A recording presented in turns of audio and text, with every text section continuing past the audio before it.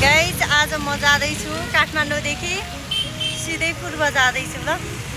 कटारी फुपू कहाँ फुपूलाई भेट्न मैले ड्रेस लगाएको छु त्यो चाहिँ सामान भयो पनि आइसक्यो गाइज गाडी चाहिँ यही हो पुरै गाडी खाली छ रोडको अवस्था चाहिँ यस्तो छ ढुङ्गाको सुरुङ मार्ग के ओहो यस्तो बनाएको छ कहिले स्टार्ट हुन्छ थाहा छैन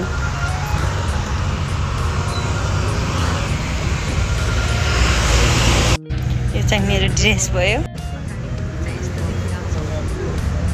गाइस हामीहरू थानकोट पुगेको अवस्था हो पानी परिरहेको छ अनि बादल पनि लागिरहेको छ ओ माय गॉड कति हामी अहिले थानकोटमा छौँ थानकोटबाट यस्तो देखिरहेको छ काठमाडौँ पुरै काठमाडौँ हामी देखिरहेछौँ पानी परिरहेको छ यस्तो दामी दृश्य देखिरहेछ 6 बज्न लाग्यो चाहिँ यो गाई काठमाडौँ गाई नागढुङ्गाको अवस्था कति कुहिरो लागेको अवस्था कुहिरो लागेको बाटो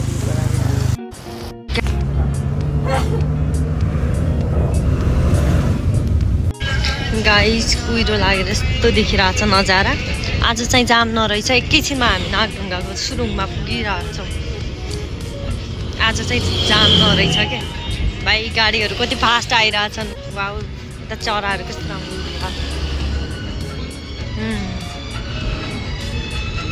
धरतीको स्वर्ग हेर्नु कहीँ जानु पर्दैन नेपालमा घुमे पुग्छ कस्तो दामी देखिरहेछ नजारा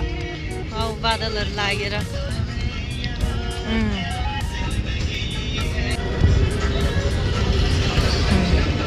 दाइले क्या दामी गीत लाउनु भएको छ गाडीमा आज चाहिँ जाम नरहेछ है जाम भयो भने त यहाँ फेरि ज्याप्पै बसिने हो हेर्नु यस्तो पहिरोहरू गएर हो कि कहिले काहीँ जाम हुने यस्तो दामी देखिरहेको छ नजारा चाहिँ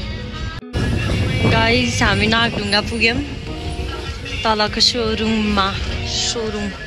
यस्तो दामी बनेछ सोरुङको रोड चाहिँ पिच भइरहेको अवस्था हो पहिला साँझको 7 बज्यो पानी परिरहेको छ गाडी चाहिँ खाना खानलाई रोकेको छ ट्याक्कै थाहा पाएन यो ठाउँ चाहिँ कुन हो खोला रहेछ तल अहिलेसम्म सुतिरहेको थिएँ अहिले चाहिँ उठेँ मेरो पछाडि चाहिँ यस्तो देखिरहेको छ अब चाहिँ मजाले सुत्नुपर्छ भोलि बिहान उठ्छु होला बिहानमै अब कति बजीतिर आउँछ जामहरू भएन भने अलिक छिटो 5 बजे नभए त्यही 6-7 बजीतिर बाहिरको भ्यू यस्तो देखिरहेको छ ल गाइस आमको रुख रहेछ आँखिसके छैन एउटा आम चाहिँ टिप्नु पर्ला भनेको ल कस्तो धेरै आँप छ जङ्गलमा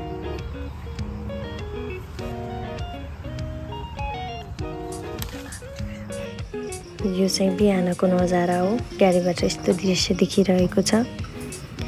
सो अब चाहिँ हामी कटारी पुगिसक्यौँ गाइस यस्तै भिडियो हेर्नको लागि लाइक कमेन्ट सब्सक्राइब गर्नु होला thanks for watching this video